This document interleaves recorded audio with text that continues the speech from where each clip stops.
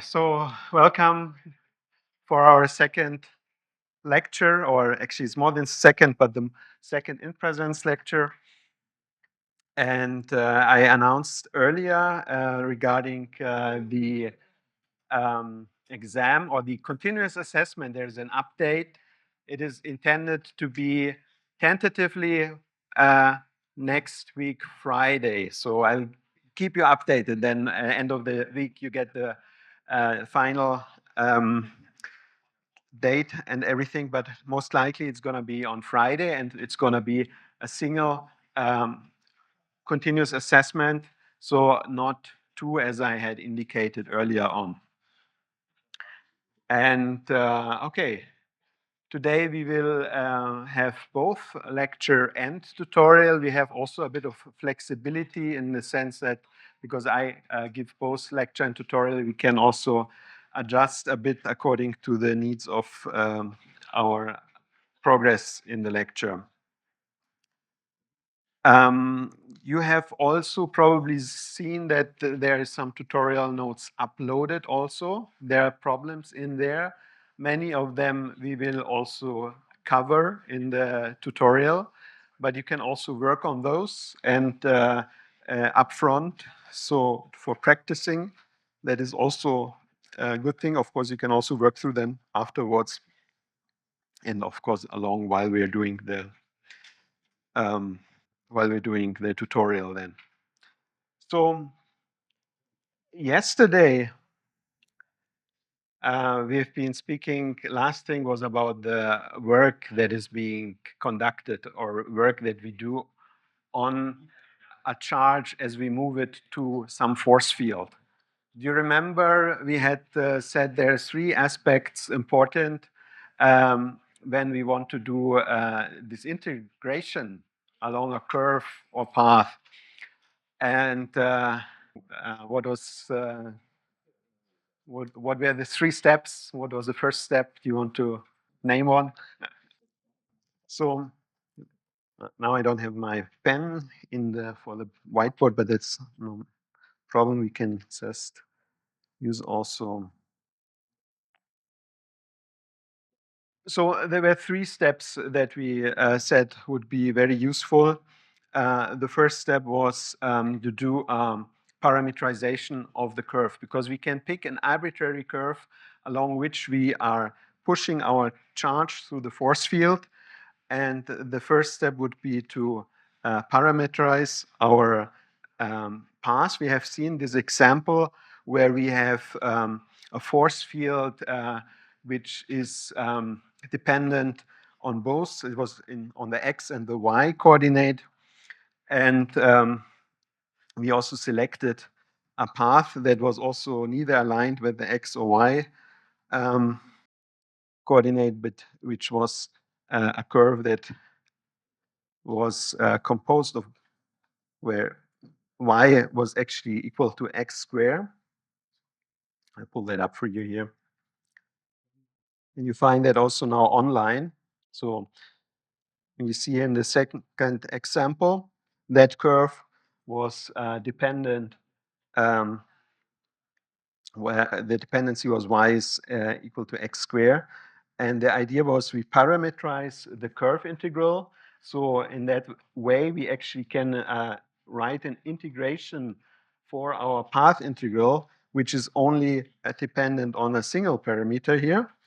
And the second step was to parameterize the force field. And in the third step, we also were adjusting the line element. So in the integration, you always have to be careful that you integrate only the force field component that aligns with the tangent of that path integral. And then you add these up. And if you have done all these three steps and you insert it all into each other, I mean, you go with the parameterized force field into the integral, you take the parameterized curve integral, and you take the adjusted line element, and then integration was actually quite easy then. These are the three steps, the three cases where we said are important when you do the mechanical work, the easiest is actually you pull your, in the case of a charge, if you have the charge in the force field, then the a line of the path is coinciding with the force field. You just multiply the um, absolute value of each other. If you have this not given, then you project the force vector onto the line element. That means you have to take the angle into account that is between the line element and the force, the vector of the force field. And then the most general case is where you actually have then the force field also dependent both with its magnitude and also its direction. It is varying along the path of integration. And specifically now, when we are looking at the force field given by an well, the electrostatic case, then the force you obtain from the electric field and the charge which you are moving through the electric field. This is basically just how we have defined the electric field. The electric field is the force that is acting on a particular charge, and so you just get the force again by Q times E. And then you integrate Q times over the path integral of the electric field. And now the point was we wanted to see what is happening in the specific case where we have one single, so we have one charge centered, or well, it's only a single charge anyway, so we have it placed here. And now we take a test charge, and we want to move this test charge in the force field caused by this charge Q and move it along the radius R. So what do we need to consider? What do we need to do? Well, the point charge Q in the center here, that is causing the electric field. We have a radial symmetry, or because we are looking at in the two-dimensional, but of course realistic is then that we have three dimensions. If you look at it in all three dimensions, it's of course a spherical symmetry. And we move this. There was a bit discussion about what I had written here. I have written it a bit cleaner. It is moved, the test charge is moved now from radius R1 to radius R2. So let's, what we do is have to integrate this. And this is basically where we stopped yesterday. And I can also now start to give out the attendance sheet. Please sign up. So, okay, we have worked through that in principle. So on that example given now, the work is obtained by integrating over the force as we move the integration path. And you see, we shifted from R1 to R2, but as we have chosen the unit parameter or the coordinate, the unit vector ER, so we can, doesn't matter whether we are moving the charge from here to here or from here to here. It is all radial symmetric. So our starting point is R is equal to R1, and our endpoint is R equal to R2. We integrate F over, and the force, of course, is the test charge Q times the electric field caused by the charge capital Q here, the large charge, which is responsible for the electric field. If you have, for example, now two charges like the capital Q, another one, then both of them would be generating the electric field. The contribution from the test charge you keep aside because that is not giving rise to the electric field. That would not be the idea in this model. So we're introducing now a unit vector, E sub r, and that points in the radial direction.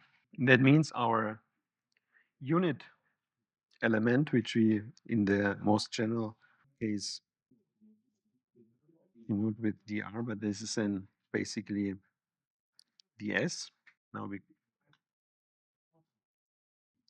so our dr increment becomes the tangential element of the path times ds. It's basically the er times dr. So the electric field, on the other hand, what is the electric field? The electric field caused by the charge capital Q. This is 1 over 4 pi epsilon naught times Q times R minus RQ. The whole thing is here R minus RQ. That's the direction down there. It gives the scaling and respectively compensates for the makes, I mean, you have the to the power of 3, as we said earlier, to the power of 2 is the decay of the force, and the third time that is normalizing the um, direction vector. Now, in our specific example, the RQ is conveniently 0, 0. If you take it for 3 dimensions, you also get here a third 0. And then, of course, this just becomes here, this is vanishing here. So we have our electric field by the single charge, 1 over 4 pi epsilon naught times q, radial vector, and the absolute value to the power of 3. Sorry, this one here? Oh, yeah, sorry, this is a q. They are all zeros, yeah. That is assuming, because I plotted this big charge right in the center of the coordinate system. But just keep it in mind, because as soon as you don't have it in the center, you should not neglect that there is this factor. You have to give the direction, um, the distance vector, which always is composed of the basically of the position of the first charge and of the second charge, or the source and the test charge, depending on the electric field. Uh, who is causing the electric field? So now that is caused by the capital Q. But this looks very nice, and it is very convenient now, because we put our test, now our field generating charge in the center. So this becomes all 0. And the formula for the electric field is also, you don't have to really get the, I mean, you still have the distance vector, but basically you just have to account for the position of the test charge, because the generating charge is in the origin. But as soon as you don't have that case, and if you have a case problem with multiple charges, please don't forget about that this has to be entering into this formula here. So here, if you take the not as in vectorial, but you just take the r as a scalar value, then you can write it here like that. And then your electric field overall is, oh, that is not improved. Sorry. So I keep writing that in these uh, detailed steps, because you have to also then remember, or actually we have some examples also where we have charges that are placed in different positions, and so that all of these information enters properly into your formula you should take care of. But this is the electric field that we can insert here. And that means our integration here for obtaining the electric work is Q of the test charge, then integral from R1 to R2, and then here this electric field, there we take this formula in here. And you see, of course, some of it we can pull out of the integral sign, but now I keep it in here. Step is a Q, and only what depends on R has to remain in the integral sign. So this whole term here, that's accounting for the force. And of course, we have the ER here, the vectorial component, but we also have, oh, there has been an R missing here. We also have here the line element that goes here for replacing the dr, and that is also again ER times dr, and this is just the inner product of ER with ER, that's 1. So we basically, you see at that point, the vectorial component, I mean, the vectorial character is vanishing. You always have to remember that also when you compute for the electric work, the work is a purely scalar quantity. If at your integral comes out some vectorial quantity, something has gone wrong. So you can pull out the Q, the small q and the big Q.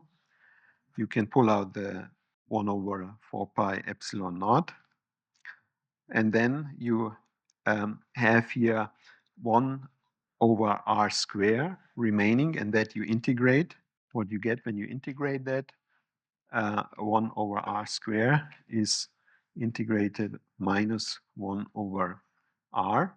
Integration boundaries are from R1 to R2. And then you have Q times capital Q 4 pi over epsilon naught. And then you insert these boundaries, you get minus 1 over R2 plus 1 over R1. And you can also rearrange that if you like. But it's also not mandatory.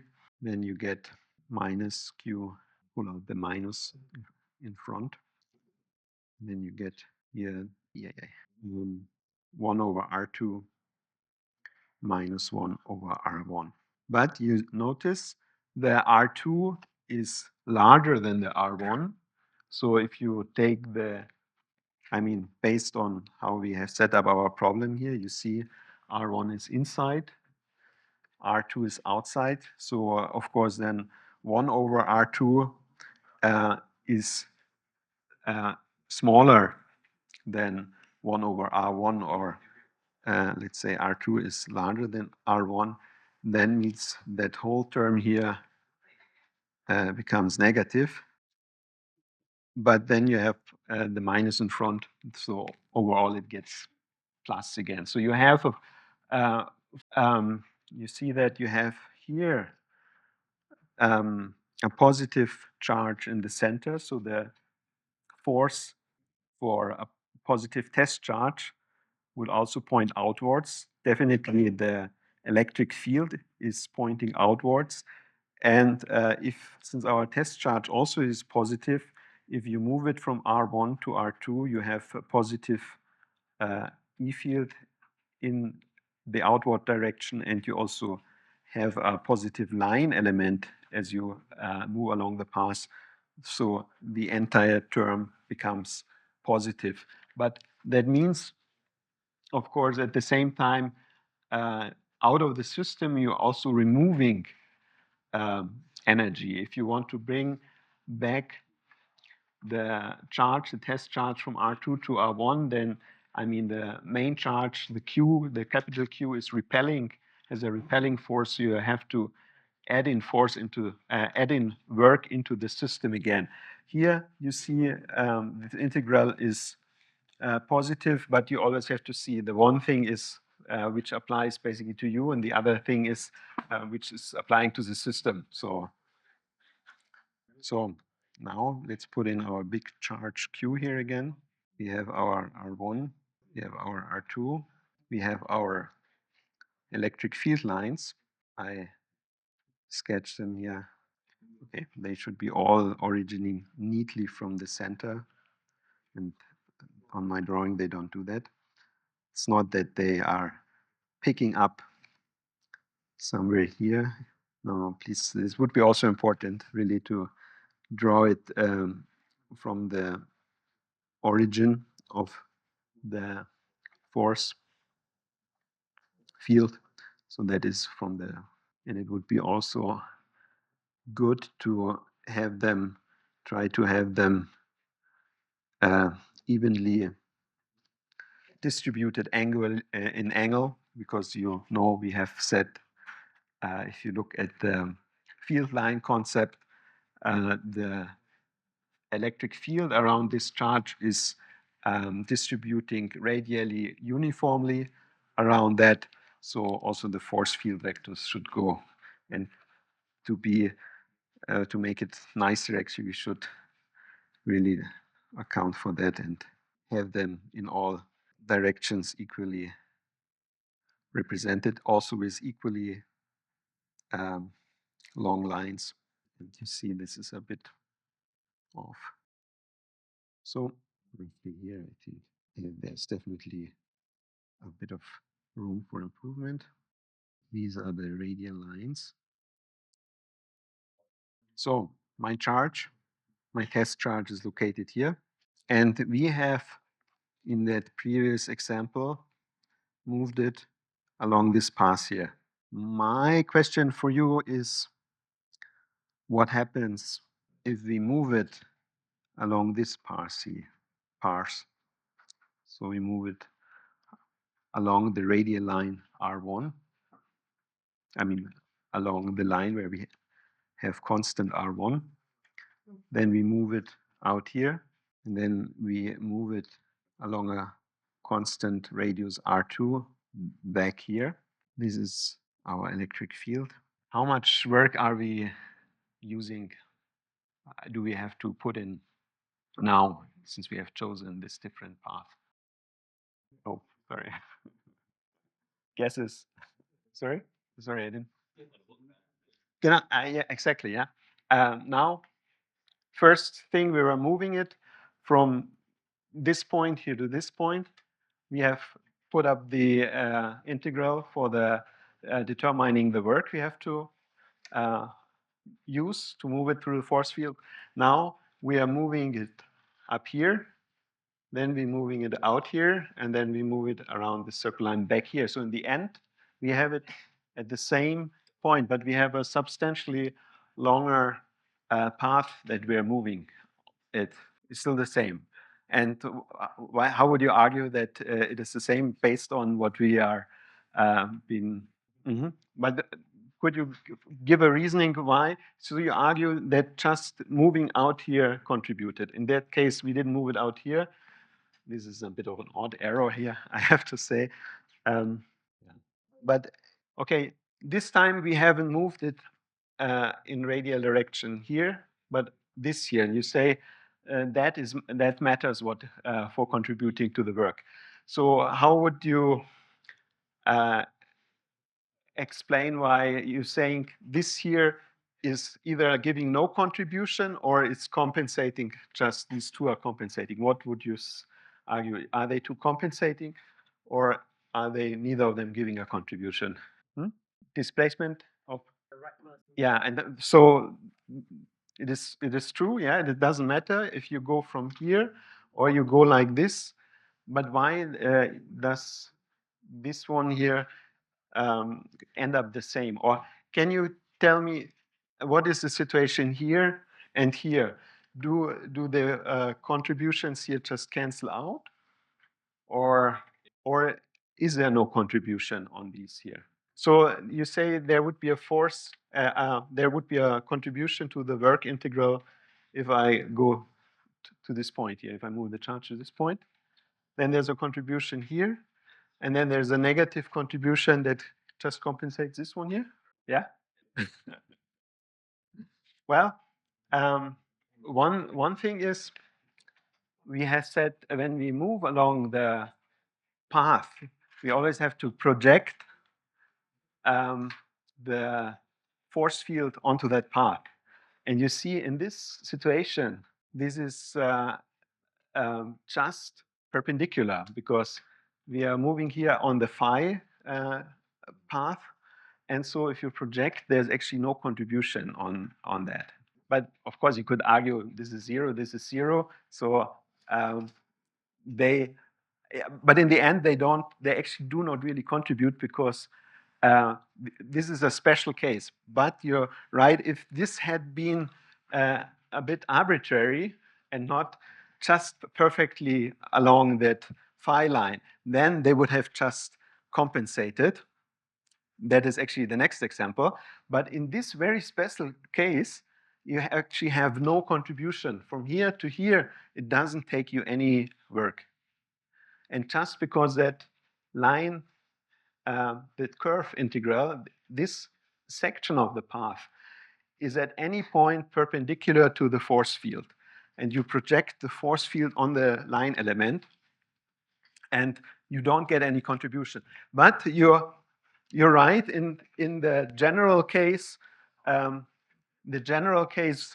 the answer is that this here is just compensating for this here. This would be the general case. In this particular example, actually, we have it, we have that they are actually not contributing. But yeah, so you can argue the one is compensating, the other one is a general case. This is a special case where actually neither of them is contributing. Let's see how that adds up. So this is our first integration pass that we had used in the second, in the previous sample, and now we have, sorry, and now we have chosen the alternative integration pass, this green line here, and we can decompose it. We compose integration path 2. So the whole green path is 2, yeah? And we decompose this into 2a, that is basically from this point here, from this point here where the test chart is originally to this point. This is 2a. We have here 2b, that is basically from here to here. And we have 2c, that is as we move along this integration path here from this point to this point here. And move charge q from radius r1 to r2. The first case, that is what we have previously computed. Oh, so this is 1.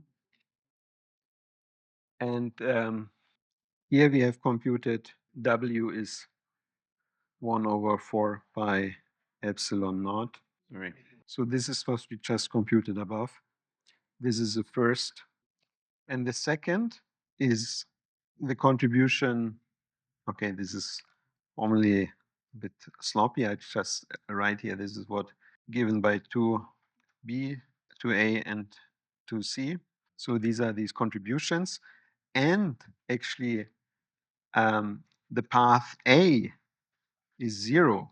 And the reason, so the path B is exactly the same as in problem 1, yeah? And the path C is also 0, and that is because in these two cases here, we have the electric field perpendicular to the line element of the curve, yeah? So no contribution. You have an integral E dr is 0 in here. And for that reason, we again get, so integration path along the line 2 yields you the same work as along the line 1. But then we have the more general problem where we have again the charge Q centered. We have R1, R2, and it should be a radius. What happens? We said it mattered in the first scenario only at which radial distance from the source it ends up. And accordingly now, if we have a charge that we are moving from, let's say, this position, and we move it out here, bring it here, then we can decompose also our third curve line here into 3 parts. This is 3A. That basically is moving it from the point R1 here to the point R2. So the whole green curve here is denoted as curve 3, and we divide it into 3A and 3B. And what are the contributions? Well, again, you have to consider that as you move, even though you don't go here along with the radial unit vector, but you go kind of partly in phi and partly in r direction on the path 3A, you always can decompose this into a component that goes on along the r phi and one that goes along the radial direction. That means also here the distance from 3A from radius R1 to R2 gives you the same contribution to work as in the previous 2 examples. Sorry, but and 3B is 0. And here the reasoning, the argument, of course, what I have given for the other example is not holding, that I cannot say that on 3B there is no work contribution along this integral, but by taking all the segments, it holds what your colleague has said, that the contributions along the path 3B are such that they just compensating each other, and you get the work along 3B be equal to 0. So the total work, so this is of course just shown here by inspection, but you can look by decomposing your path in small segments and then projecting always the components of the force field onto these segments. Always you only project the get a contribution for the line segment which aligns with the radial unit vector, and the phi component does not contribute because there's no force component in the phi direction, and in the end the field is radially uniform. So if you return then back to the radius R2, you collect as many ER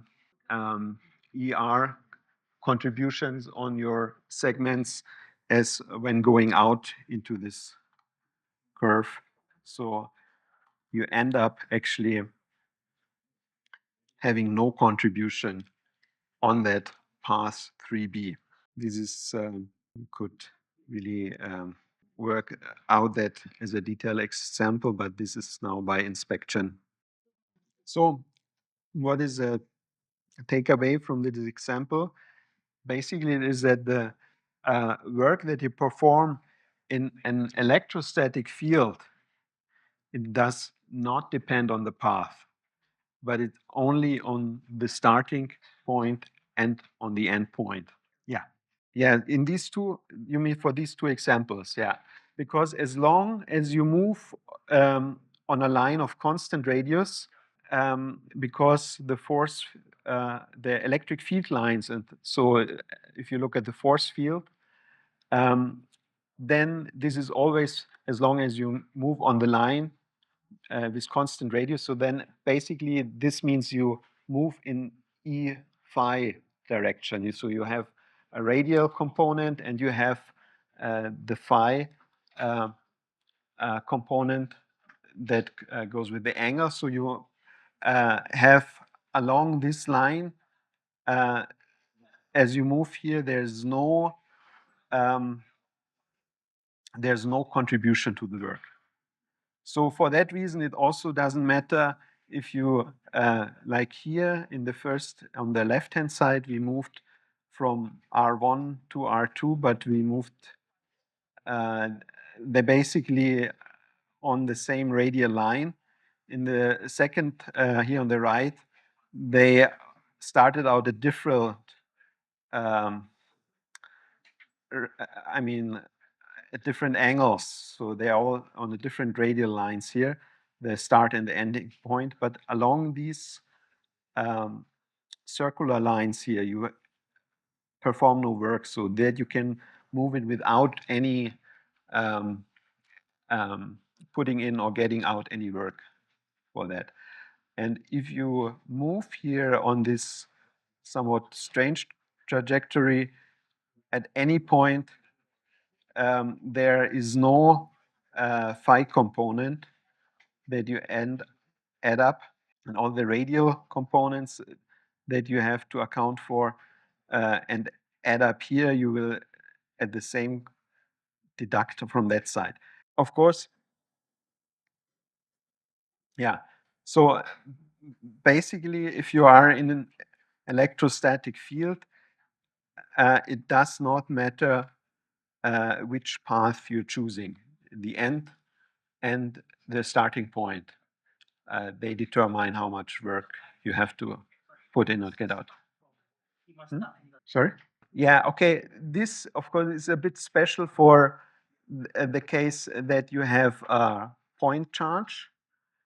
In a more general case, um, it would matter whether the point R, where end and, or let's put it that way. The special thing here is that around these circular lines here, there is no work needed. In the general case, this, if you don't have a point charge and if you don't have this radial symmetry, then you cannot assume that in general. But for this particular case, and for that reason, because you have this radial symmetry, it matters only at which radius R1 you start and at which radius R2 you end, because along that circular path, you have to add no work into it. But in the more general case, of course, the absolute position would matter. But then still, the way, if you get, like here in the left-hand example, if you get directly on path 1 or you take the path 2, that is equally fine. You will end up with the same result. That you can here pick different positions, and that is a special case for due to the radial symmetry. So let's summarize that. The work performed, so it does not depend on the path, but only on the starting point and the end point. That means we have some curve integral, some path integral or line integral, and this here is path independent. So, and what follows from that, E is a conservative field. that we will also look a bit closer than what exactly we mean with a conservative field. Okay, you want to have a short break or you want to have it a bit later? Yeah? Okay, let's have a break. 10, 10, 15, 10 minutes? Let's make 10 minutes. What's the meaning of the graph though? So you're saying like across the radius, there's no work done. There's no work done, yeah. No work done, but so it's the red lines are the force field, right? Is it or electric field? So the electric field is also a force field, Ah, yeah. but this, of course, is the special case because you have a point charge in the center, and so the force field is radial symmetric. Okay, so it's So special like that. the general what you generally stated is it depends only on the beginning and the end point. Okay. So if you move from here to here, or if you move All like the way back this, to this point. will yield always the same result for an electrostatic field. But the circumstance that this here does not yield any contribution, and this one neither, that is a special case because of the radial symmetry of that point charge, and because as you move along the circular line, you see that your line element here is perpendicular to the force field. Yeah. And we said when we integrate for the work, we always have to see, we basically project the force field vector onto the line element. But if they are perpendicular, the projection ends up to zero. So you along this line, you don't get any contribution. But this is special for that you have this radial symmetric field because of the point charge and that you move along a line where the force field is perpendicular to that line. So that result that from here to here, from point, let's say A to B, no matter how the integration part is, gives you the same. That holds always true. And that this part here is not contributing, that is because line, uh, the integral and the force field are perpendicular to each other in this particular case. Okay. Yeah. So Where does the second ER come from? this comes from, this here is from the E field. You see here. Yeah, but where does the second ER come from? And the second one is from the line element dr here. Because dr is equals to 1. Yeah, yeah. because yeah. Okay. But why? Why? The rule or? No, this is basically the idea that we usually we use dr as a general path. I mean, as a general line element. But now, in this particular case, we say that this path integral actually follows the. It goes from the center along the The line. the radial unit vector. So in that case, usually we use the dr for any arbitrary path, but in this particular case, the path is actually a line along the radial unit vector.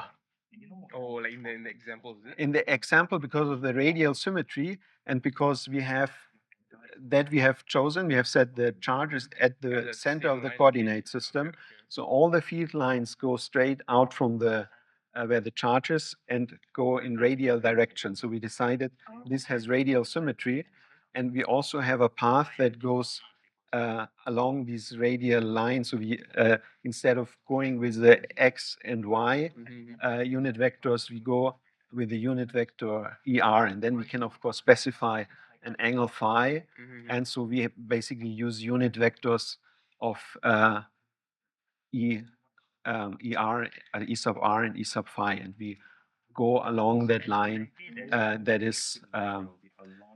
So basically, when your vector goes along the line, which are For that particular example, yeah. okay. Yeah.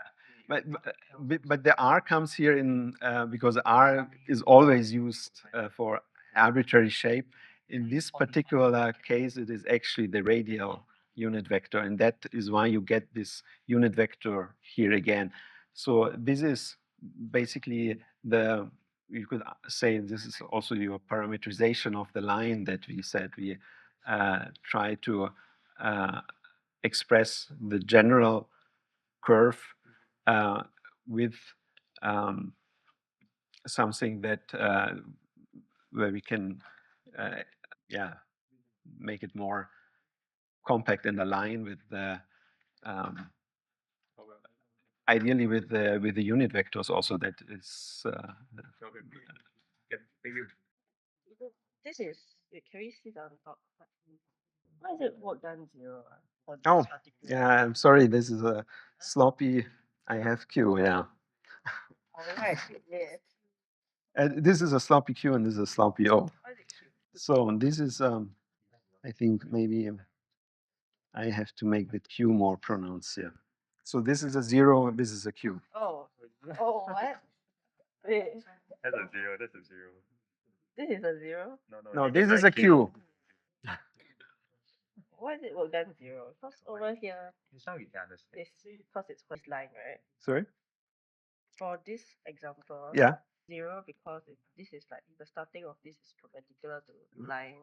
So this contribution here is 0, and this one is here 0, because when you integrate for the work, you always take these line elements here and project the force field onto that line element. But now the force field here, in every segment here, the force field is perpendicular to the line element, because the line element, we set this a radial symmetry, and then you can basically use here as a unit vector E sub r, and you can also use as a second unit vector E sub phi.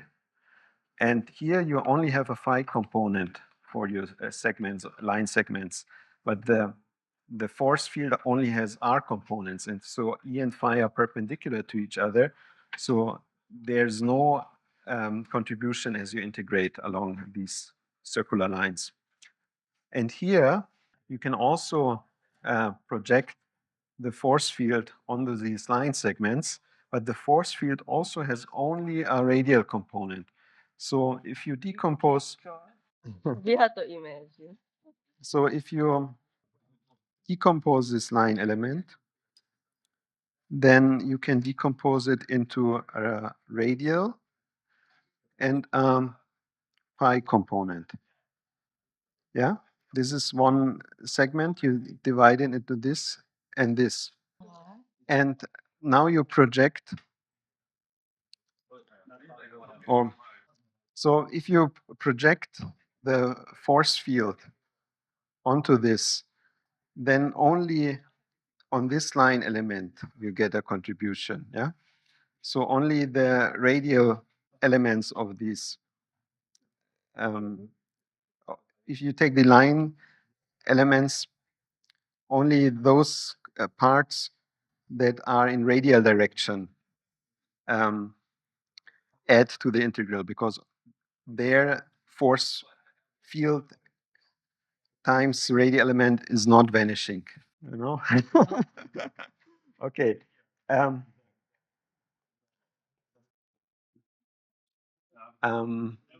Is it because if you, let's say you calculate, right, then all the horizontal work done is done in this direction? So yeah, so what we always do is we project the force field onto the line element. Now maybe it is easier to look the other way around. You could also decompose the force the force field into a radial and in a phi component, but it never has a phi component. So only the radial component, when you project it on this element, is yielding something.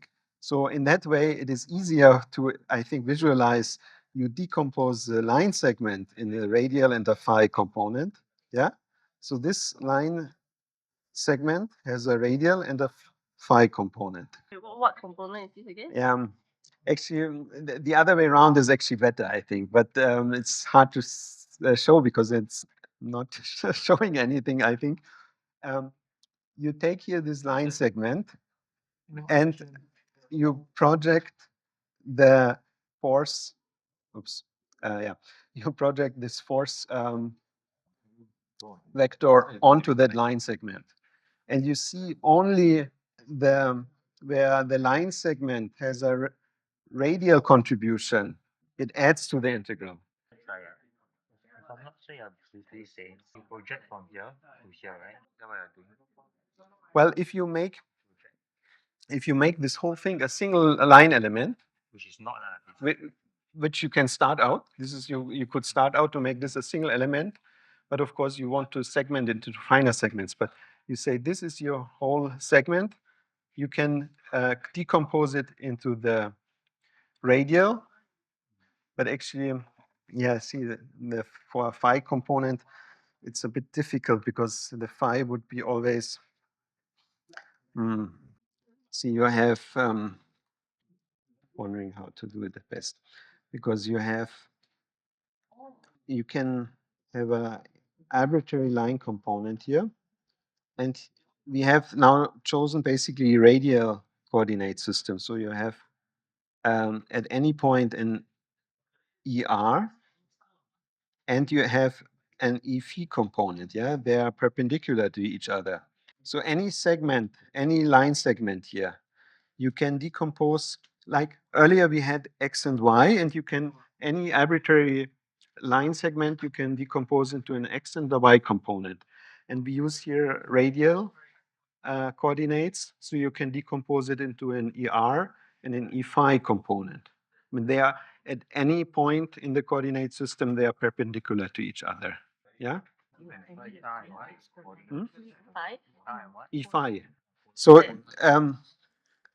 sorry, so you have, this is radial direction, yeah, R, and then you have a phi, angle phi here. There's a 5. I thought that's Q. Hmm? You've been writing Q or 5? This is phi. Because well, the rest is Q, right?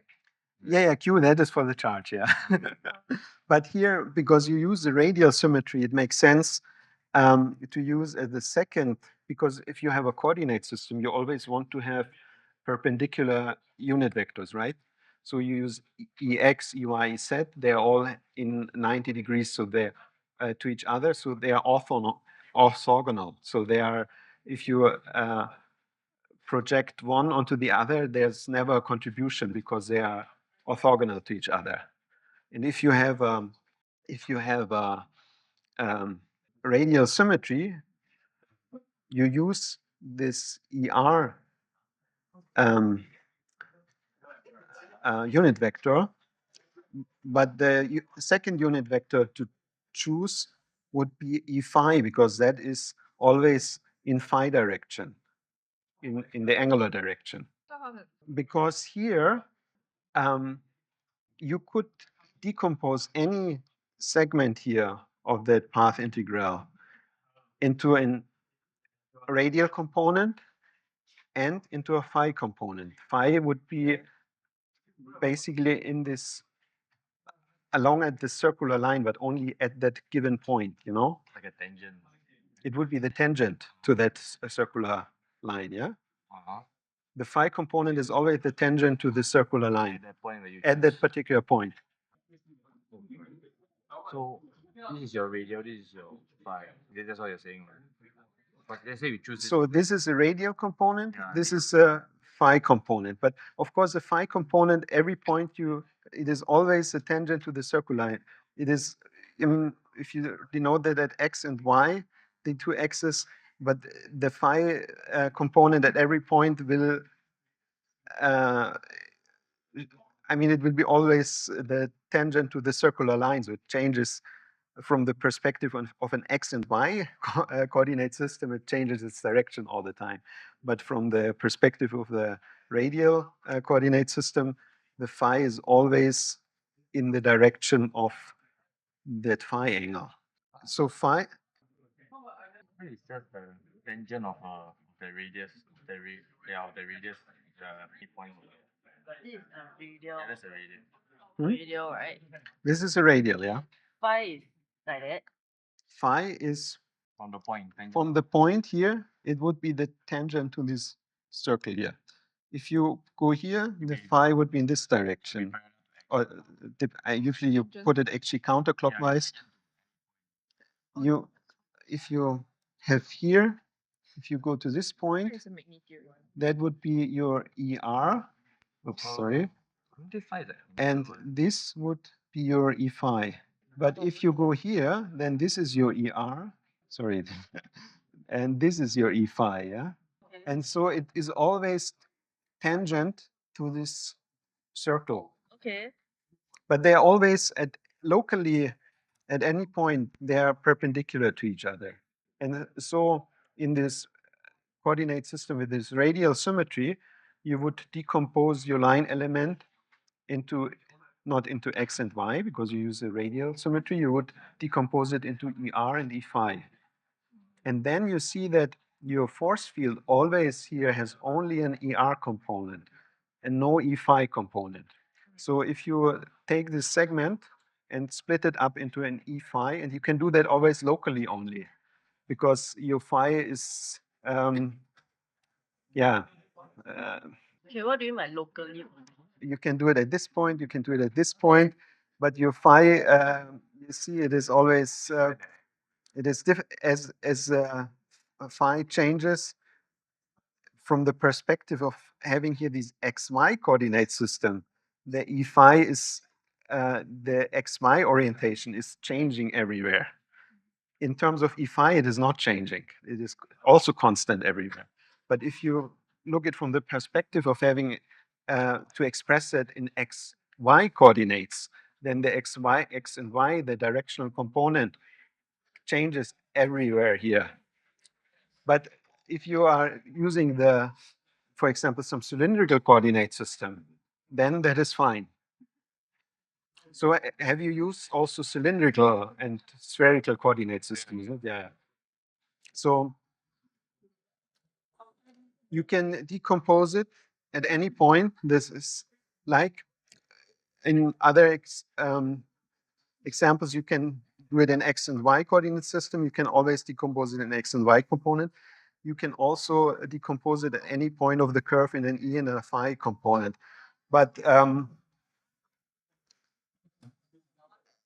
if you want to think of xy coordinates, then you have to do a transformation of the coordinates in every hit point. So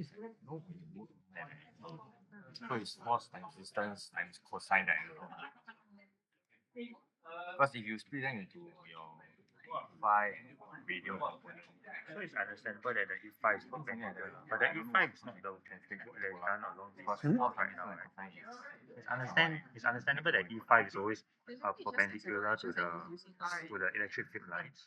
But how does E5 correlate to this problem? I understand it. Because as you are integrating here, you always project the force field component onto the line segment.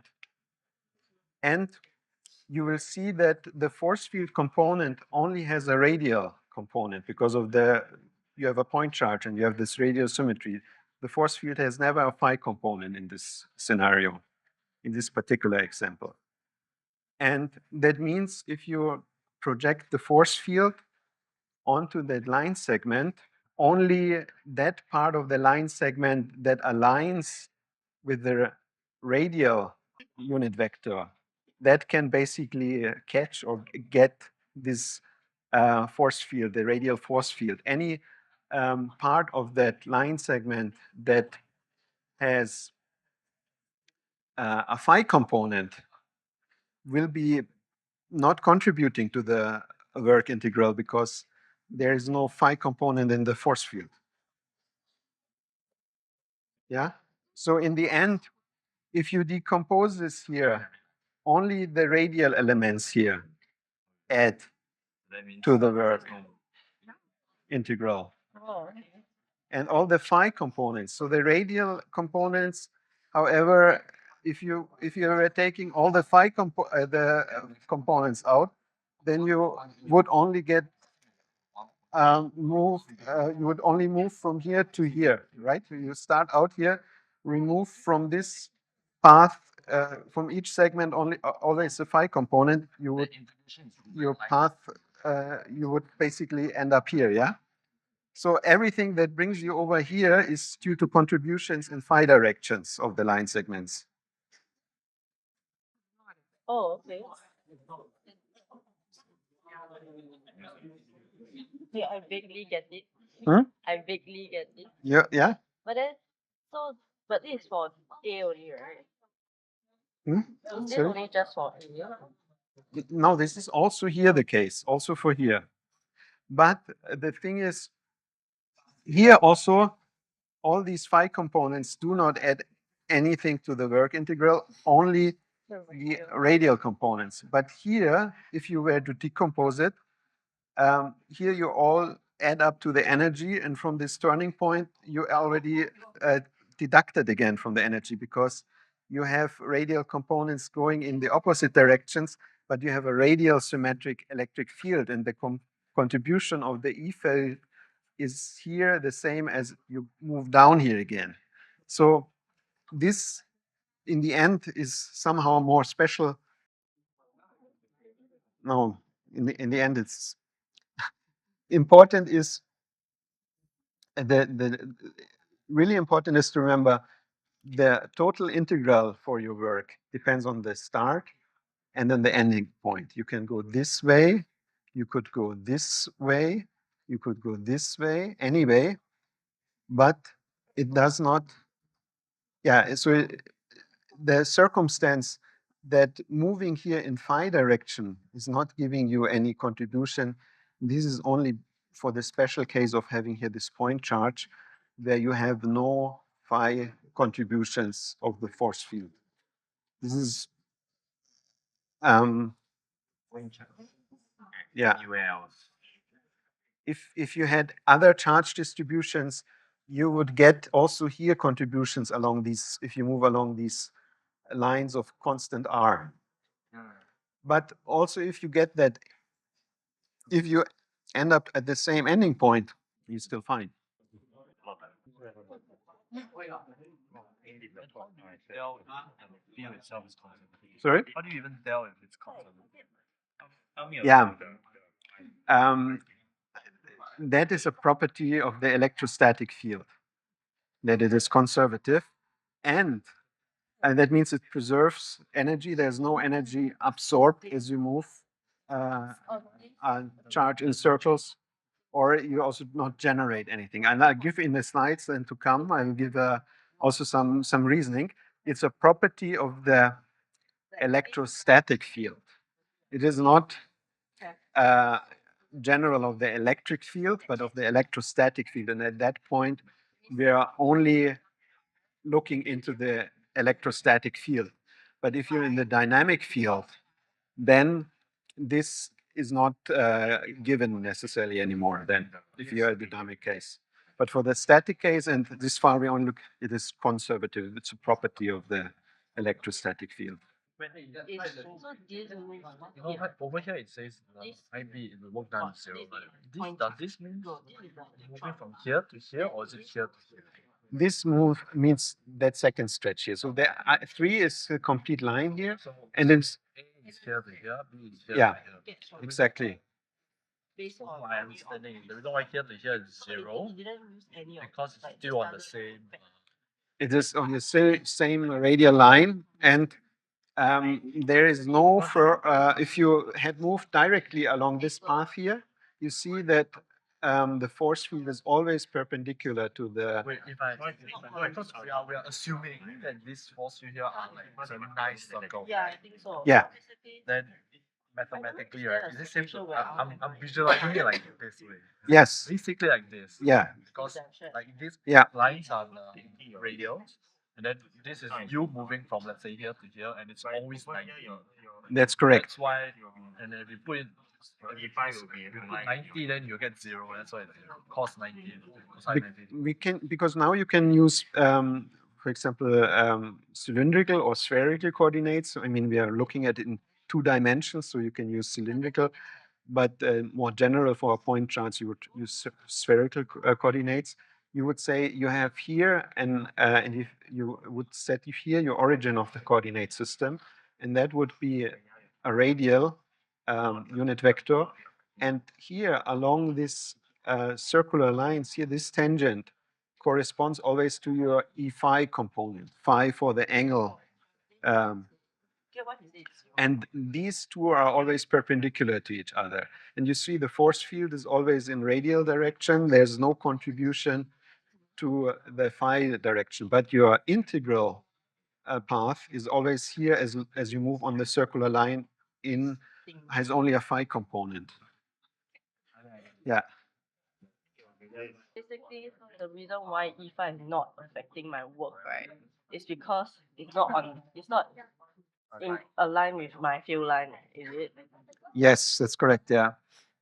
Is there a situation where aligns with the field What line? about for this one? Wouldn't it align with the E5? That would be a situation if you had, for example, if you leave your coordinate system here in this spot, but if you had your charge not in this origin of the coordinate system, but if you would put it in here somewhere on the side, then you would have, but you wouldn't do that if you have a single charge because it makes it more complicated.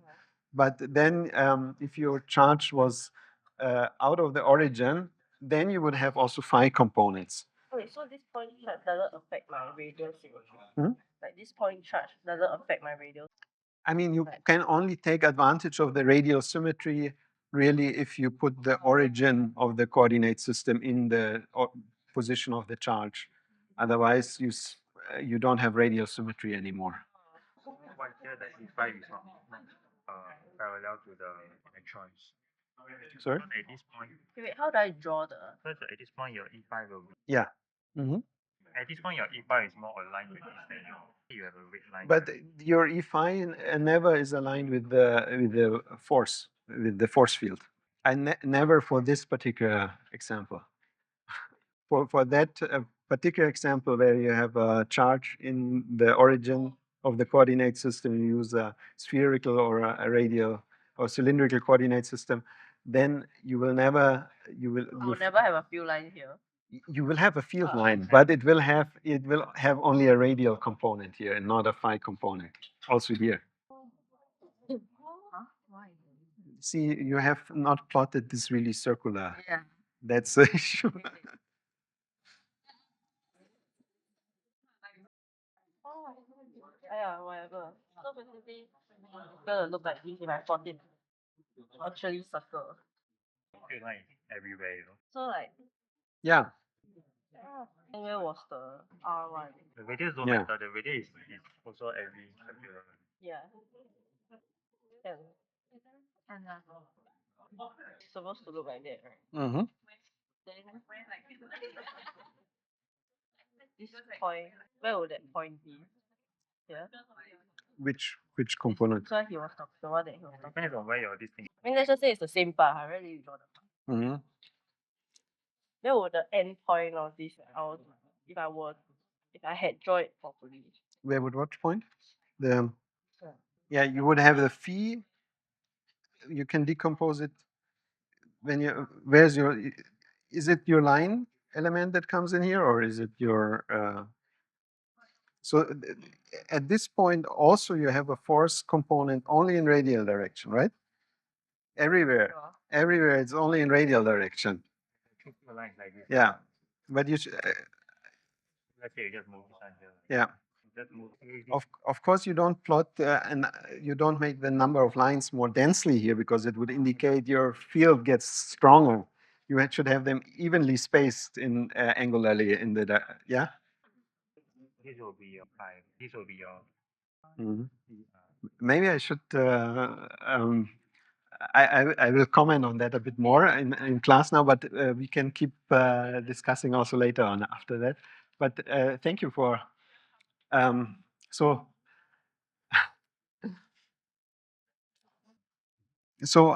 there have been also some questions regarding the integration here. If we choose here the path, like here in the right-hand example. We have chosen here an just resuming here. We have chosen here a coordinate system where we have said we use one unit vector, which is E sub r. So we use the radial component as one unit vector of the coordinate system. If you think now this plot here, this example is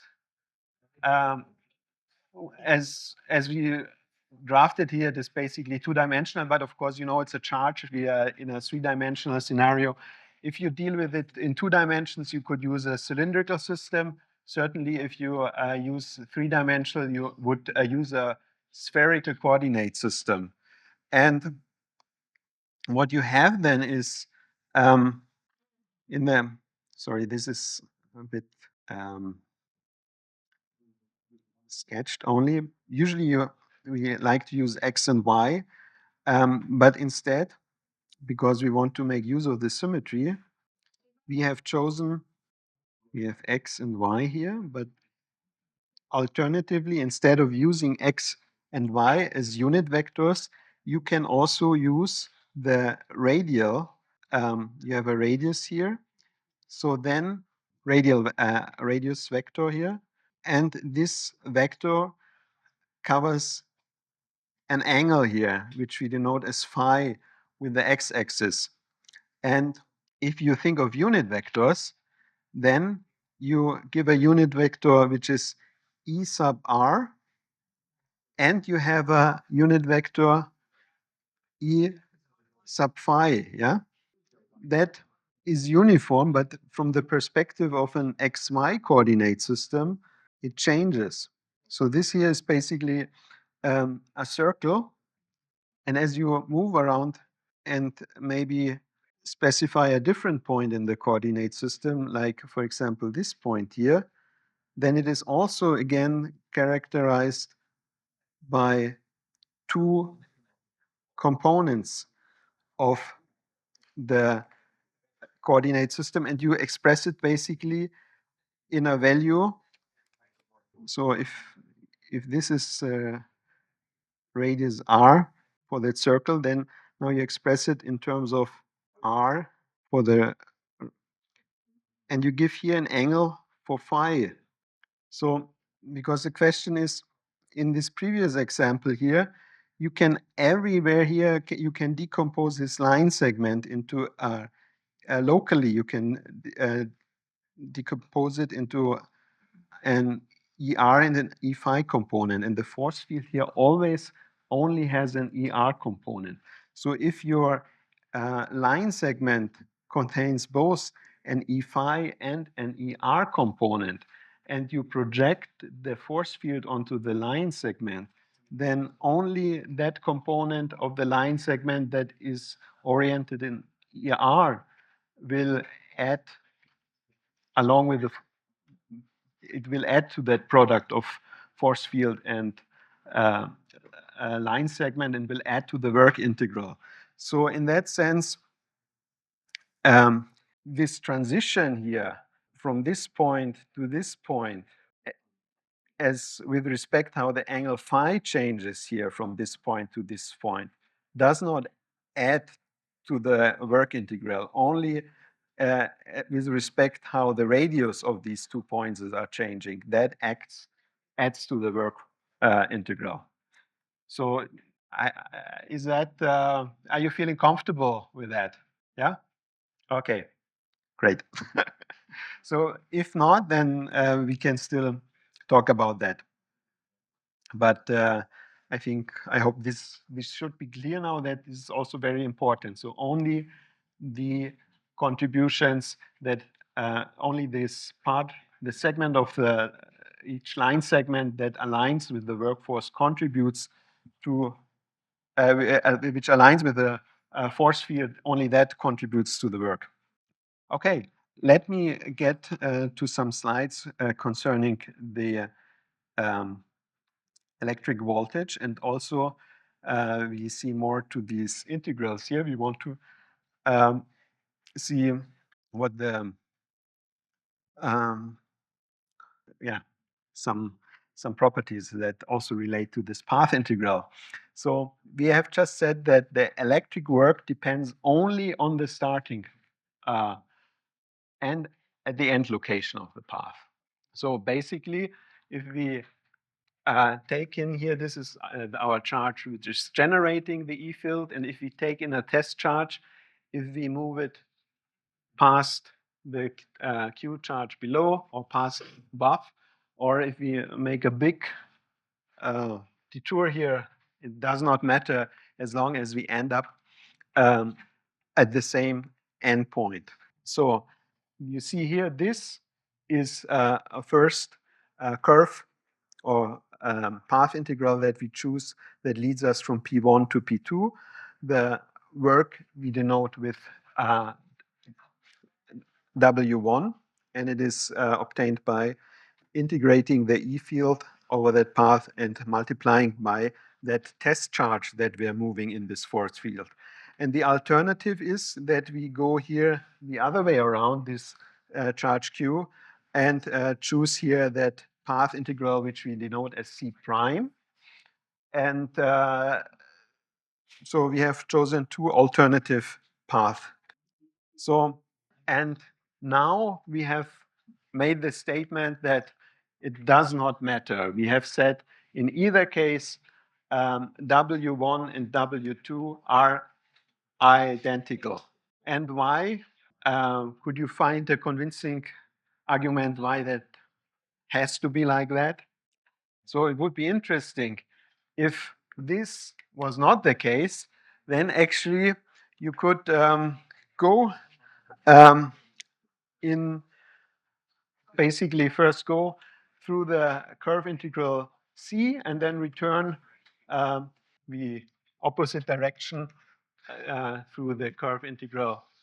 So the line to the path integral C prime. And let's see, we have here this charge and we keep moving it. And if that W2 and W1 were not to be the same, then there would be actually a gain of energy each round, which is passed through the closed loop. Either you could argue it's a gain or a loss, but if you have a loss, then you just go in the opposite direction along this closed loop. And then you can say, okay, I gain energy out of that, and that means this would be something like a perpetuum mobile, something that generates energy from nothing and that does not comply with the basic principles in physics. So this can simply not be, and for that reason, the closed loop does not yield any total gain of work. So the electric work that we have seen already, that is defined by taking the curve integration over the electric field, multiplying it by Q. And basically Q times electric field is a force. The electric field we have defined in that manner that it is a force per charge. And now we can make also use of this division that are basically separating here the charge out of the force field. We use that to define the electric field. And we can do something similar in separating the charge out of the work. Basically, we define here an electric voltage, and this is a definition.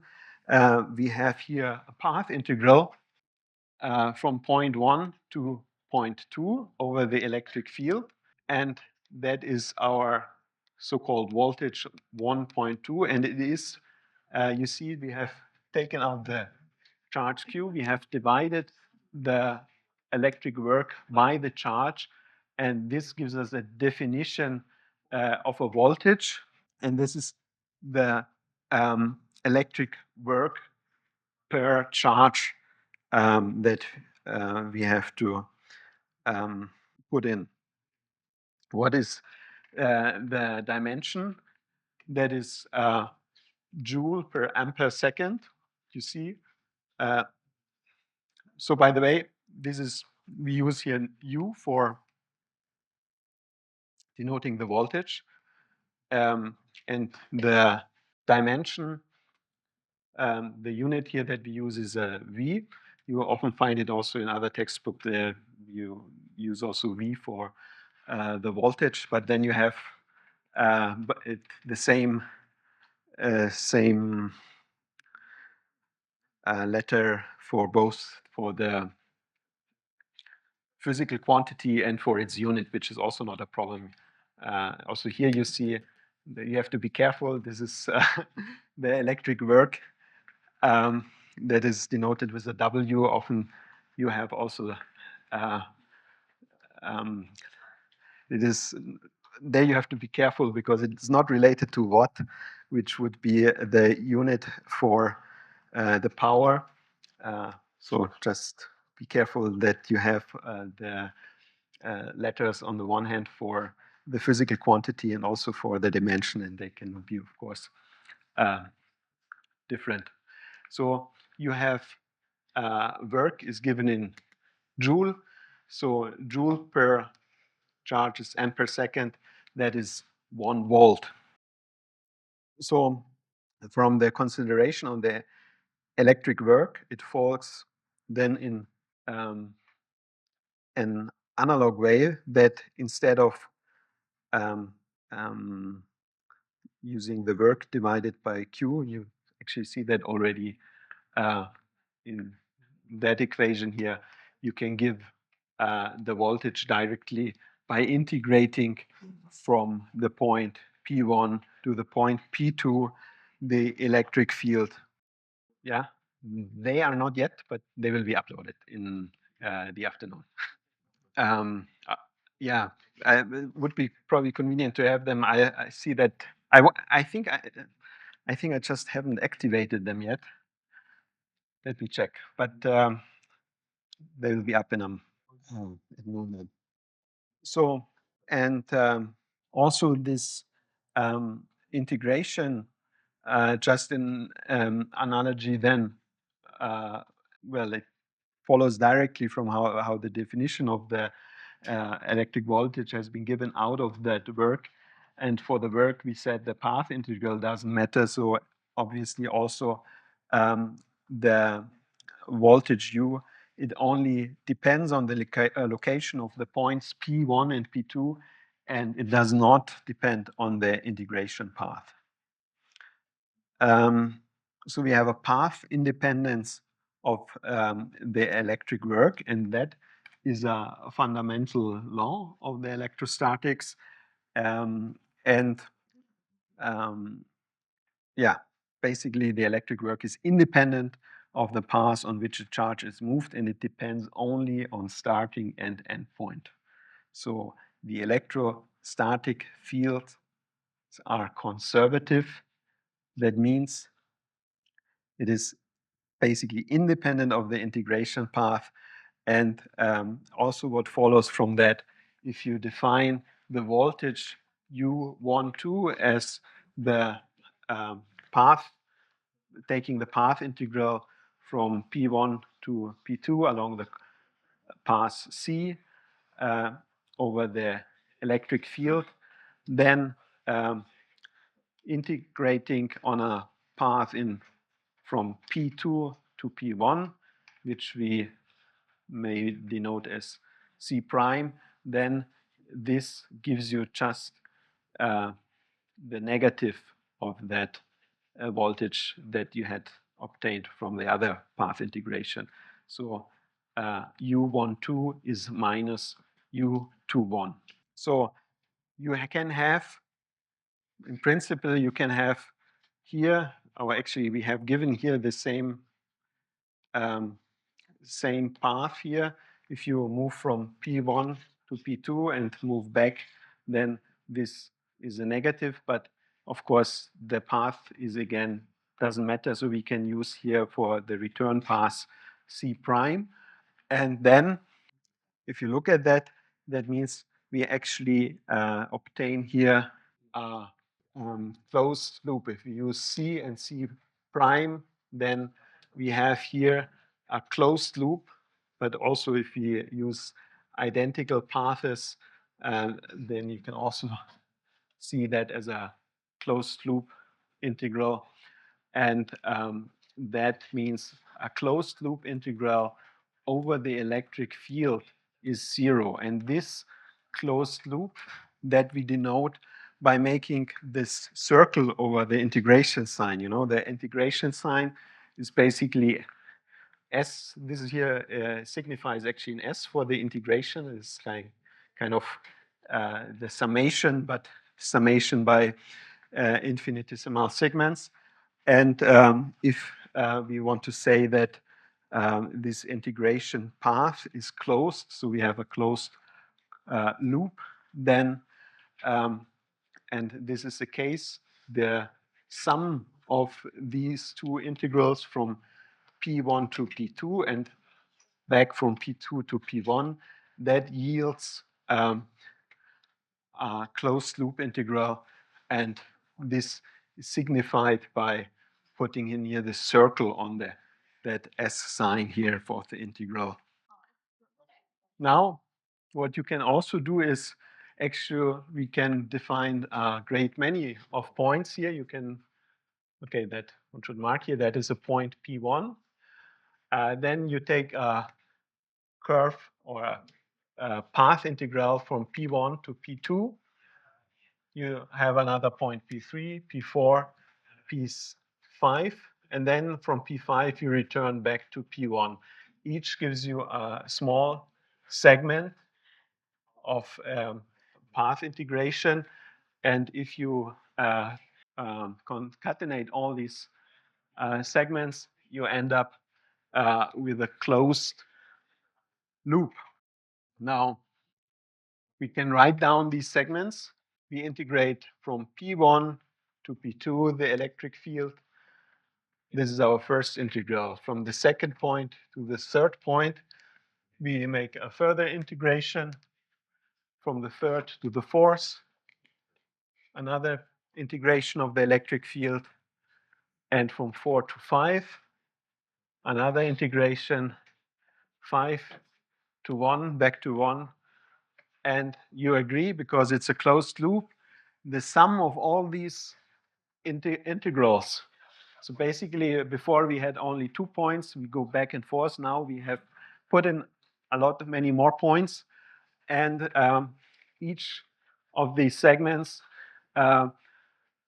we treat individually, and however, summing all of them up gives us a closed loop, and in the end, that closed loop integral over the electric field is vanishing. So now we have set the integration over the electric field from point 1 to point 2, we can denote as U12. This here gives us U23. This gives us U34, U45, and U51. Does this look familiar? Have you seen this? Yeah. What kind of law does it remind you? Hmm? Yes, yeah, perfect. So you get here the summation of all the contributions to U sub I is 0. And what follows out of that is actually you have Kirchhoff's voltage law in a closed loop. In an electric circuit, all electric voltages add up to 0. So this is a very important rule. And you see now also where it originates from. You can actually get both Kirchhoff's voltage law, but also Kirchhoff's current law. You both can deduce them from electromagnetics, or even here you see, actually we're still in the static scenario. You get the Kirchhoff voltage law out of that. So Kirchhoff's voltage law is a consequence of the conservative character of the electrostatic field, so of the path independence of the electric work. And that is then also important for circuit theory and stationary currents. So this path independence, this is, so to say, you can say it's a fundamental law of electrostatics, and equivalent to that is the differential formulation here from the curl, or curl is the same as rotation. We also will look a bit more into that, but the fact of this conservativeness of the electrostatic field yields that the curl of the electric field is vanishing. The curl of the electric field is zero. So electric fields are curl free. But here, careful, that applies to electrostatic fields. For us in the moment, we can say that the electric field is curl free. But keep in mind when you get to the electrodynamic scenario, then this is not given anymore. But electrostatic fields are curl free. And also what that implies, because if you look at how the curl is derived, or how you obtain the curl, if you are in Cartesian coordinate system, that means the partial derivative of E sub k, and k can be now anything of 1, 2, 3, or respectively x, y, and z, with respect to x, y, is the same as a partial derivative of E sub j times x sub k. Okay, if I just said this can be 1, 2, or 3, that means x1 is what you usually denote as x. x2 is basically the second coordinate, that is y, and x3, that would be z. So that basically coincides with the integrability condition. So this follows out for the electrostatic field from the fact that it is conservative. And yeah, by the way, here you have seen that also there's a lecture script uploaded. Have you looked into it? Have you? Yeah. Because, for example, here you have also the numbering of the equation. You find that is coinciding also with the lecture notes. And you find a great many detail here. I also want to point that out, that you should, I think I mentioned that in the first lesson also, please also consult the lecture note and read them, the manuscript. So there you find also these things elaborated out. So we have seen now here, this is the equivalent formulation, the differential form, that the curl is vanishing. Yeah. So also that the integrability condition has to be met. These basically are equivalent mathematical formulations for that the electrostatic fields are conservative. But also, as I just mentioned, be careful, while this holds always true, that electrostatic fields are conservative and the curl is vanishing, it does not hold true for electric fields when you're dealing with electrodynamic fields. Electrostatic fields are conservative, but if you have a dynamic field, then that is not the case for the time being. But at the further down the lecture, we'll get to the dynamic case, or to the end of the lecture. There, this you will see that the curl is not vanishing, but for the static field, the curl of the electric field is vanishing, and the electrostatic field is conservative. Again, here, electrostatic fields are conservative, and it means they conserve the energy, or you may say preserve the energy. That means the energy in the field is being yeah, it is being conserved. If you perform work along any trajectory in an electrostatic field, then you find as a consequence that it does not depend on the specific path, but it only depends on the starting and the ending positions. And as a result, if we look at energy which is obtained or released for closed curve, then we find actually there's no energy obtained or released, but these are all zero. So the closed curve C, and that is again here now integration, but here with the circle, that means this path integral is closed, so it's a curve, a closed curve, it's a loop here. So this circular sign signifies that our integration path is closed. It's a loop. And the energy of the electric work is obtained by integrating over the path, over the force, and in this specific case, a closed loop path. And it is also obtained by taking a closed loop path over the electric field and then multiplying it with the charge, because the force is just given by the electric product of electric field and the charge. And that is vanishing, that is zeros all the time in the electrostatic scenario. Then also important, the work performed per charge between 2 points is defined as the electric voltage. And we have Kirchhoff's voltage law, which is a consequence of the conservative character of the electrostatic field.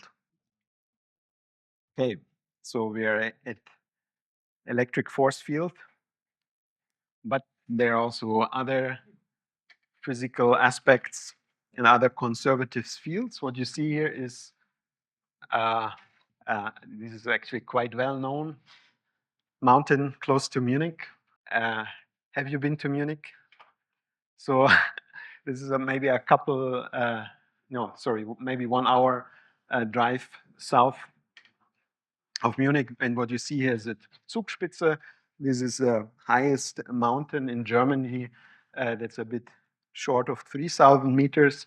And here you see it nicely snow covered. And actually you find ice there all year round. There's a glacier on top. Okay, but this is more a side aspect. What I want to get to is actually we are looking at other types of fields, and we are interested now here basically in the gravitational field and in the potential energy. And you see here a line that signifies the line of constant height of that mountain, along that mountain. And you have 2 points here marked with these blue boxes. And if you want to bring these whatever mass you have here up onto the peak, then you can take it here from the left hand, push it up the mountain to the peak, and then you can also take the one from the right hand side. So in either case, you have potential energy which is changing by altering the height of where that mass is located. So you have here the height at the very top, that is h2, and h1 is the height at the red line. Excuse me. At the red line. And the potential energy is what you obtain by taking the mass of that blue box here, take the multiplied by the gravitational constant, the acceleration, and multiply it by the height difference. So that is the potential energy that you add to it. And now if you look at the two ascents, you might think that maybe from the left it is easier because the slope is not so steep. But from the perspective of the potential energy, of course, only the height difference is what is significant. And if you can neglect any dissipative forces, then the integration of P1 to P2, so meaning, for example, from the height 1 to height 2, over that gravitational force field is independent of the integration path. So whether you push it up from the left side or from the right side is from the perspective of potential energy irrelevant. And just like the electrostatic field, you see that means the gravitational fields are also conservative. That means the energy is conserved. No work is done if you keep it on a closed path. And obviously, if you are going here along at constant height of the mountain and bring that box from the right to the left-hand side, then you have not performed any work at all because you're moving along a constant height line and there's no dissipation and you have to add no potential energy into the system or also don't release anything. And this is the scenario we had just looked at. Here, your force field is only going from top to bottom.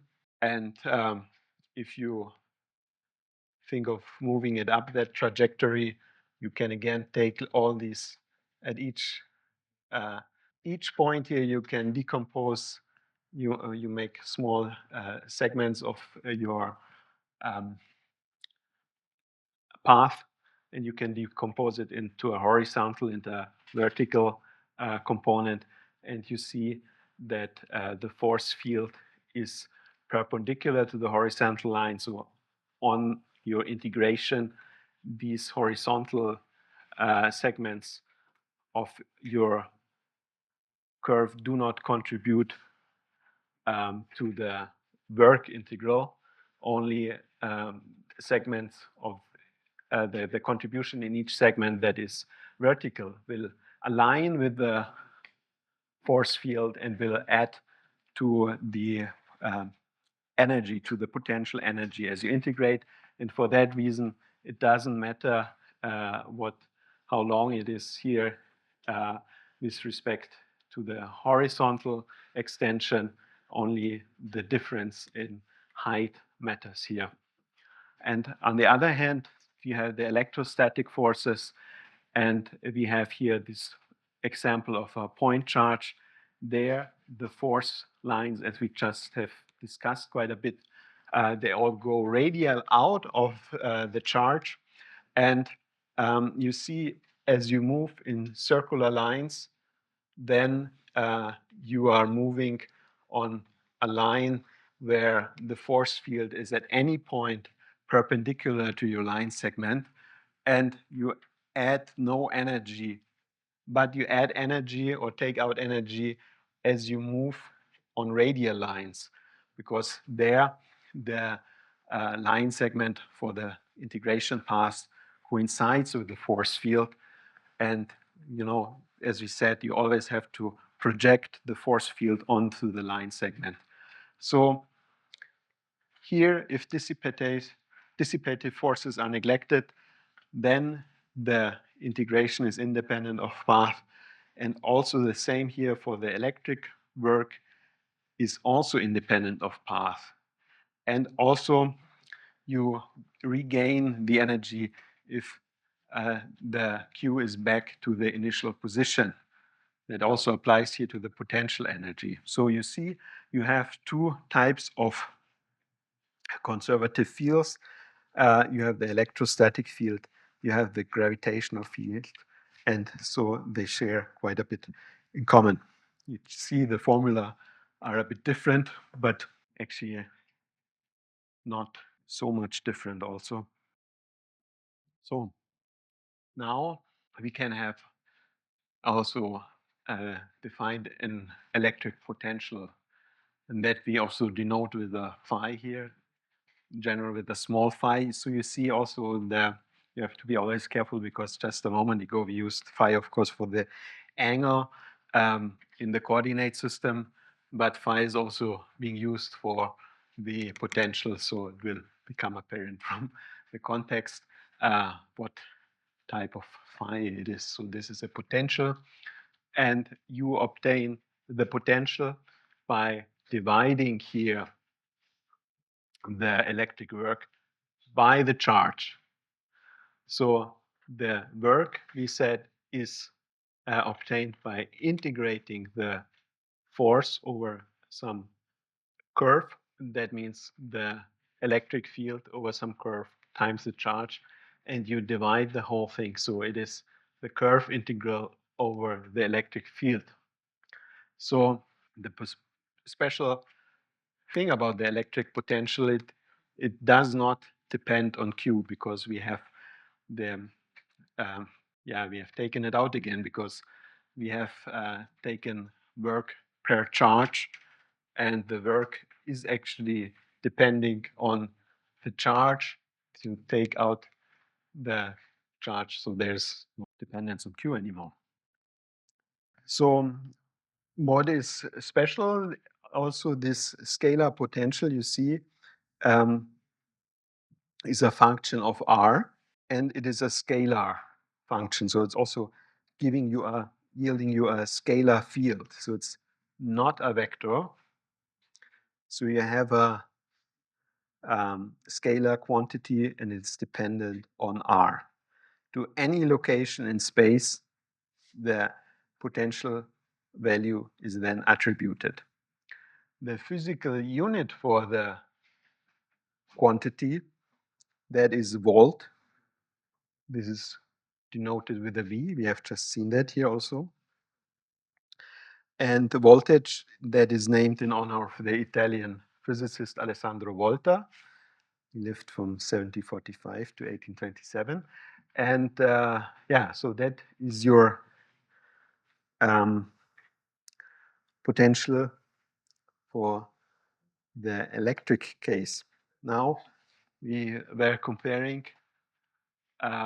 this to, we were before comparing the conservativeness of fields for the electric and the gravitational field. So we can also not only assign electric potential, but we can also give a gravitational potential. And the potential energy in the gravitational case, we have said that depends on the mass that we're dealing with, on the gravitational constant, on the height difference. So this is potential energy. We have seen the electric energy divided by charge gives us the electric potential. So for the gravitational potential, we divide here the energy by mass. And that means also here we perform then curve integration only on the force. So I said this is a highest mountain. It's called the Zugspitze. You can, if you want to hike up on that, you get a hold of some map. And if you get any geographical map, then especially for your hiking purpose or whatever, you will find that there are lines where that signify um, uniform height. So basically, you have a mountain here. You take the height profile, and in discrete values, you say this is, let's say, 500, 600, 700, 800 meters or however. And you say at that point, you plot a line of uniform or of equal height. So it's basically, these are equipotential lines. So what is then the meaning of an electric potential? So you can take this in analogy to what you have here on the map for the for your terrain. So in the map for the mountains, you plot lines of equal height into it, and you have for the electric field, because you have now in the previous example we have projected basically that on a two-dimensional map, but the force field, yeah, the force field of course is three-dimensional, but okay, here you have surfaces at constant height, and they signify then that you have the same gravitational potential. So along a path which is contained in the surface, there is no potential work to be performed. So as long as you move on the map along one of those lines, you always move on the same height and you have to perform no potential work. And such lines are called equipotential lines. And of course, in the scenarios where you just don't have lines, but you have whole planes, then you have equipotential surfaces. And this is maybe a bit different because in the electric field, if you have a three-dimensional electric, I mean, if you have an electric force field in the three-dimensional space, then you can also get these equipotential surfaces. If you look at the two-dimensional cases, which we have looked at this far, then of course you will see equipotential lines here. And what is interesting is that the steepest increases, if you look here at the map, is where these lines are closest together. That means if you project it down here and see where the lines of equal height are, if they are very close to each other, that means you have a very steep gradient here. And so the steepest increase is where the lines are very dense. Here, the change in the potential energy is very large. Also, if you look where the change actually really is happening in height, that is perpendicular to the so-called isolines. So you have isolines, these are the isopotential, or the lines of same height, and the steepest ascent is then always perpendicular to these lines. And the potential function is then defined with respect to a reference point and a reference potential. So that brings us to the question, what is, in the case of a gravitational potential, what is the reference potential there? What do you suggest for what would make a good reference potential for the gravitational potential? Could be different options actually. What would you pick? Well, that's a gravitational constant. So, what would you use as a refer? You have to you have to relate the change in the so basically you have to give here you give potential here in this case you give lines here of equal potential, and you have to uh, pick some reference point to if you have here the height lines, then you have to give it to the reference to some baseline, so to say. So what would you pick? That could be, well, you could pick, for example, the lowest point in the whole problem that you're interested in. You would pick that.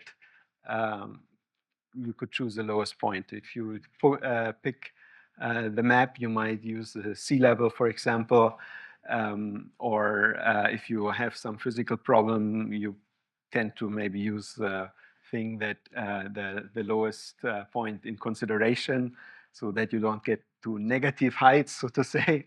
But you're actually free to choose. And if you have, if you look at the gravitational potential where you are looking at the whole Earth and maybe some other planets, you would use some reference potential far away from all planets. Yeah, so from the potential function, the respective force field can then be calculated, and vice versa. Also, from the respective force field, you can also obtain a potential function.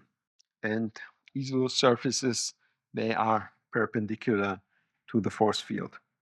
Okay, we have the bit comparison. We have, on the one hand, we have seen the electric potential, we have seen the electric voltage, we have seen the electric work, and we know they are related to each other. So the electric work is obtained by taking the path integral over the force field, and the force field again is obtained, or actually by definition, the E field is the force field divided by Q here. So the force vector here you obtain by taking here Q times the E field. So you have this relation that you should always keep in mind here.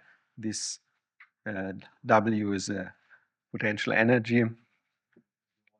Sorry, no, this is the electric work. Then you have here the electric force field, and here you have the electric field.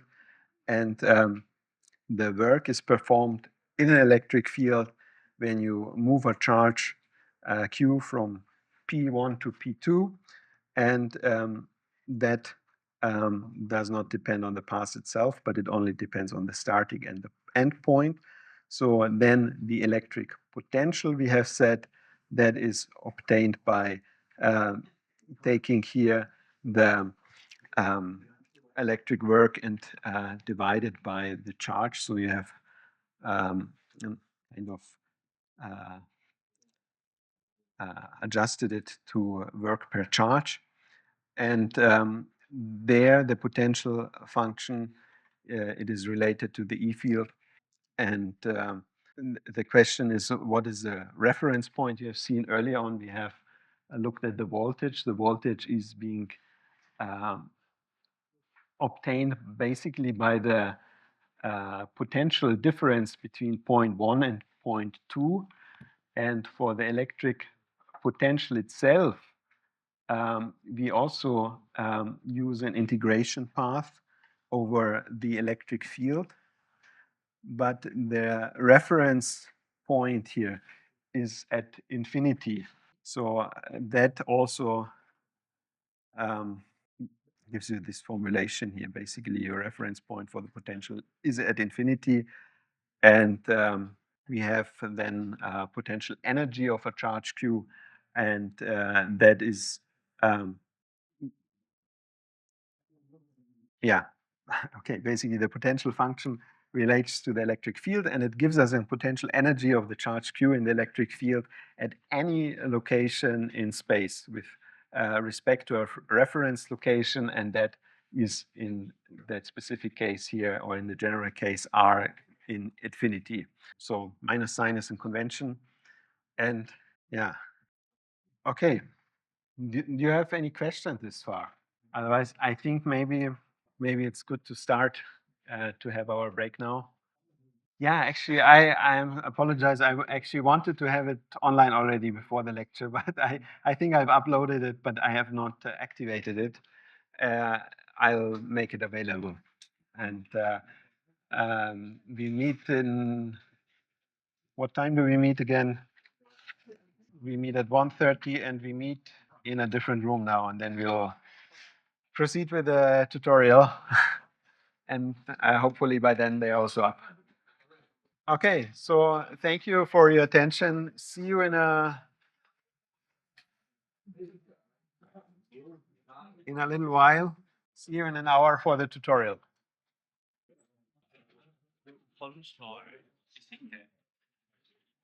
Q1 is too particular. Sorry? For columns though. Yeah. Yeah, it's only for two particles, which is Q1 and Well, no, we have also the superposition principle, right? yeah, it's essentially working the same.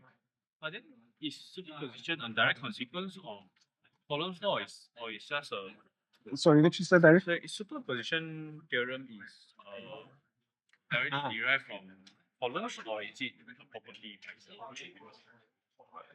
So because it's a linear equation, basically, we have a superposition principle that applies there.